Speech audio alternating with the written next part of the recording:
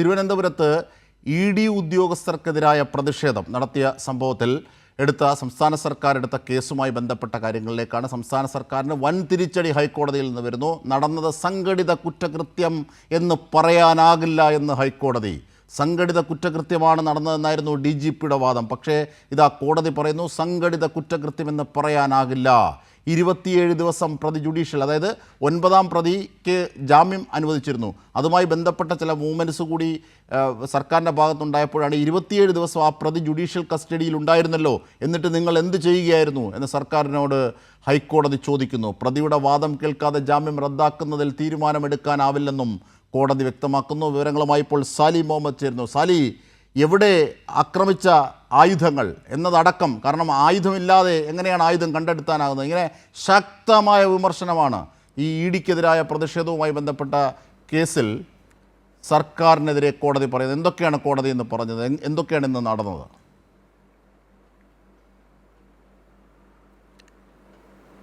അജിംഷാദിന്റെ ഒരു പശ്ചാത്തലം എങ്ങനെയാണ്? ആ കേസിൽ പ്രതി ചേർക്കപ്പെട്ട 9ാം പ്രതി ഹരീഷ് കുമാറിന് തിരുവനന്തപുരം സെഷൻസ് കോടതി ജാമ്യം അനുവദിച്ചിരുന്നു. ആ ജാമ്യം അനുവദിച്ചത് നിയമവിരുദ്ധമാണ് എന്നതായിരുന്നു ഇഡിയുടെയും സംസ്ഥാന സർക്കാരിൻ്റെ, അതായത് പോലീസിൻ്റെയും പരാതി. മാത്രമല്ല അവിടെ പ്രോസിക്യൂട്ടറായിരുന്ന അഡ്വക്കേറ്റ് ഗീനാകുമാരി പ്രതിക്കൊപ്പം ചേർന്നു. അതുകൊണ്ട് ഗീനാകുമാരിയും കേസിൽ കക്ഷി ചേർക്കണമെന്ന അങ്ങേയറ്റം വിചിത്രമായ വാദങ്ങളാണ് സർക്കാർ ഈ ഹർജിയിൽ ഉന്നയിച്ചിരുന്നത്. ഇഡിയും അതിനൊപ്പം ചേരുകയും ചെയ്തു. അതിലാണ് വലിയ തിരിച്ചടി ഇഡിക്കും സർക്കാരിനും പോലീസിനും ഒക്കെ ഉണ്ടായിരിക്കുന്നത്.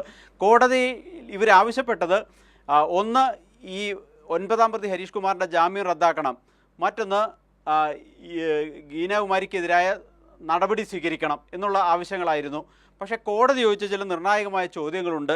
ഇതെങ്ങനെ ഒരു സംഘടിത കുറ്റകൃത്യമാണെന്ന് പറയാനാകും എന്നാണ് കോടതിയുടെ ചോദ്യം. അതായത് ഇഡി ഉദ്യോഗസ്ഥരെ ആക്രമിച്ചു എന്നതാണല്ലോ പരാതി. ആ പരാതിയിൽ ഇതെങ്ങനെ ഒരു സംഘടിത കുറ്റകൃത്യത്തിൻ്റെ സ്വഭാവത്തിലേക്ക് വരും എന്നതാണ് കോടതി ചോദിക്കുന്നത്. മാത്രമല്ല അതിൽ ഡയറക്ടർ ജനറൽ ഓഫ് പ്രോസിക്യൂഷൻ കോടതിയിൽ ഹാജരായി പറഞ്ഞത് ഇത് അവിടെ നടന്നൊരു സംഘടിത കുറ്റകൃത്യമാണ് എന്ന് ചോദിച്ചപ്പോഴാണ് സിംഗിൾ ബെഞ്ച് ഈ ചോദ്യം ഉന്നയിക്കുന്നത്. ഇതെങ്ങനെയാണ് ഒരു സംഘടിത കുറ്റകൃത്യത്തിൻ്റെ പട്ടികയിൽ വരിക? ആർക്കൊക്കെയാണ് ഗുരുതരമായി പരിക്കേറ്റത്? എന്തൊക്കെയാണ് മാരകായുധങ്ങൾ ഉപയോഗിച്ചത്? ഈ പരിക്കേറ്റ ആളുകൾ ആരൊക്കെയാണ്? അവരെവിടെയാണുള്ളത്? അവർക്ക് എന്ത് തരം പരിക്കാണ് ഏറ്റിട്ടുള്ളത്?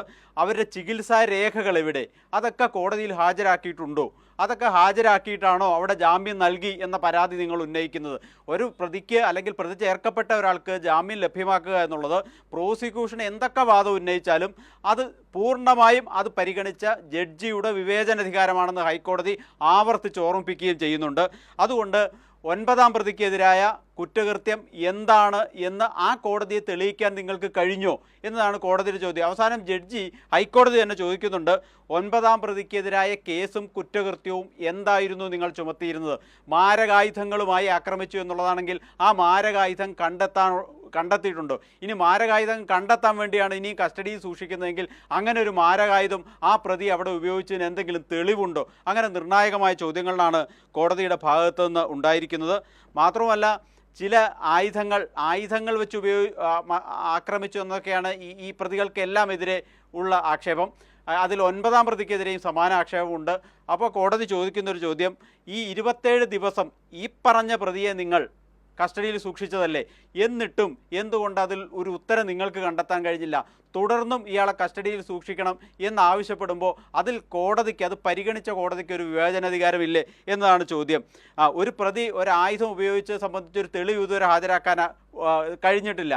ഒരു പ്രതി ഒരു ആയുധം ഉപയോഗിച്ചില്ലെങ്കിൽ ഉപയോഗിക്കാത്ത ആയുധം എങ്ങനെ കണ്ടെത്താനാകും എന്നതാണ് ഡയറക്ടർ ജനറൽ പ്രോസിക്യൂഷനോട് അല്ലെങ്കിൽ പോലീസിനോട് കോടതി വളരെ രൂക്ഷമായി ഇന്ന് ചോദിച്ചത് എന്നുള്ളതാണ് ഏറ്റവും പ്രധാനപ്പെട്ട കാര്യം. തീർച്ചയായും